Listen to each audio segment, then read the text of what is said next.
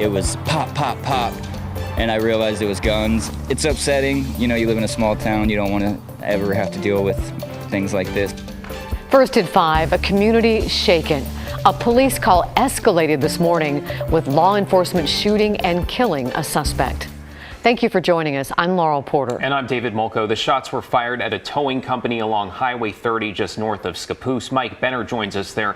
Mike, go ahead and walk us through what happened out there. Yeah, David, good evening. We're told it was a disturbance at Grumpy's Towing behind me that started this deadly chain of events. If I step out of the way, you'll notice that there is police presence still out here a good 7 hours after the shooting, and they'll be out here several more hours as they try to get to the bottom of what exactly happened. Now, as we show you video from Sky 8, I can tell you this all unfolded around 10 o'clock this morning. Again, law enforcement responded to reports of a disturbance at Grumpy's Towing along Highway 30 in Scappoose. Shortly after getting to the business, we know that one Columbia County Sheriff's deputy and one Oregon State Trooper fired their weapons, ultimately killing a man involved in the reported disturbance. Now, at this point, it's unclear if that man was armed and fired at law enforcement. That'll undoubtedly be revealed as we get further into the investigation. What we do know is that the man killed was wanted for murder. So he happened to be on law enforcement's radar prior to today's shooting that was witnessed by a number of people, and that includes an employee at a neighboring storage facility. Listen. As soon as the cops pulled in, it went from a couple of shots to a bunch of shots, and then it was just over pretty much as fast as it started, you know. So it was loud, it was crazy. I was pretty scared, to be honest with you. All right, we can tell you that no law enforcement officers were injured, and chances are the ones directly involved in the shooting will be placed on leave, which is standard protocol. One more thing worth mentioning, it is the major crimes team from Washington County that is heading up this investigation, and that is because the officers involved are with Columbia County and Oregon State Police. David. Still lots of questions there. Mike Benner in Scappoose. Thank you, Mike. Well, police have arrested a driver they say crashed a stolen pickup into the Tualatin River with his pregnant girlfriend inside before he abandoned her and then ran off. Officers say that driver is Jonathan Laura. This man here, Hillsborough police arrested him today, they say, on unrelated crimes. The crash happened early yesterday morning after police say the driver sped through a field and then off an embankment. Deputies rescued Laura's girlfriend, who told them she could not swim from the river. Much of that recorded, as you saw, by a deputy's body cam. The woman was treated and released from the hospital, and she will be okay. In Portland's housing and homeless crisis, the city council voted unanimously to extend the citywide housing state of emergency for 3 more years.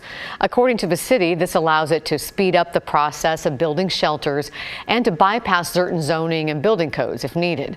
The housing state of emergency was first declared in 2015. This comes as Portland Mayor Ted Wheeler makes moves on the city's homeless crisis.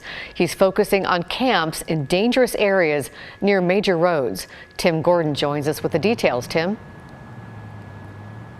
Laurel, the mayor has once again extended this emergency declaration to accelerate moving tents from our most dangerous roads, and Burnside Street here is one of them.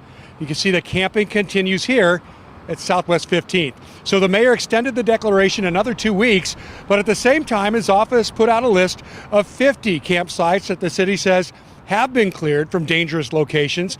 Those are camps along freeways, freeway interchanges, and also Portland's top 30 high crash corridors. The problem with the clearing is that campers do come back in places. We saw a few back up with tents at the I-205 North off-ramp to Powell Boulevard, and also a full camp back in place at Southeast 60th and Powell. The mayor's office told me that camp was cleared March 7th. Well, we all know how important this issue is, as we saw such a devastating example out of Salem this week, where a driver plowed into a camp just off the roadway, killing 4 people and injuring 2 others. That sunk in for one camper that I talked to along Powell Boulevard today. With stuff like that happening, I really just definitely need to watch my back and make sure everybody's safe. And that's what we do around here. We just kind of look out for each other. And as you drive around Portland, there is a lot more work to do on this issue. And again, the mayor's extended this emergency declaration another 2 weeks for now. Back to you.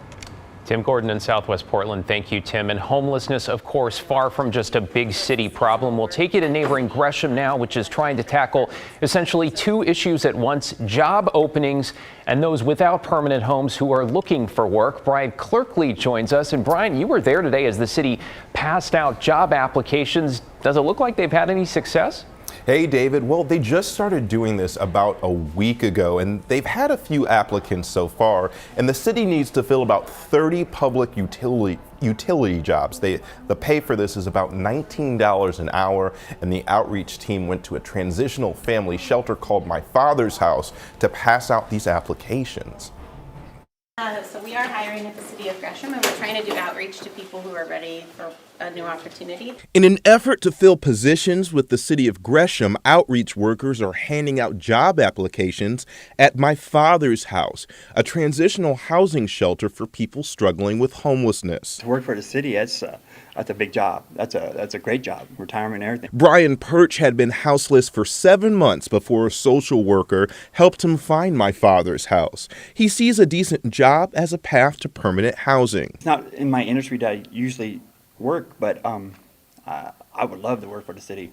That's a great job. The public utility jobs are seasonal but can lead to more permanent opportunities. And we have not had as many applicants as we would in a typical year, which is again part of that job market crunch that everyone's feeling. So we just thought, why wouldn't we do some outreach to people we know are ready for work? John King is a homeless service specialist with the City of Gresham who's handing out applications. He lived on the streets for a good amount of time 7 years ago before he was able to find work. I tell them my experience.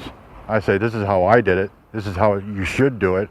And I'm telling you, you don't have to live like this anymore. Life is much better than that. Doing this outreach at My Father's House makes sense since residents are required to find a full-time job. So this is a great partnership with the City of Gresham because we can connect our residents with the City of Gresham and help them get to work. And when it comes to qualifications for the job, you have to have a strong work ethic and be willing to work outdoors. Responsibilities include a lot of city landscaping and construction. You know, here's to hoping a lot of folks are willing to give that a shot. Thank you, Bryant. Let's take you to Washington, which is creating a new missing person alert system for Indigenous people. Now, it's similar to Amber Alerts for missing children, but it is the first state in the nation to take this step. Governor Inslee signed the bill today. It is one of several designed to better protect Indigenous people and bring awareness to long-standing issues. Representative Deborah Lekanoff sponsored the law. She is the only Indigenous person in the state legislature.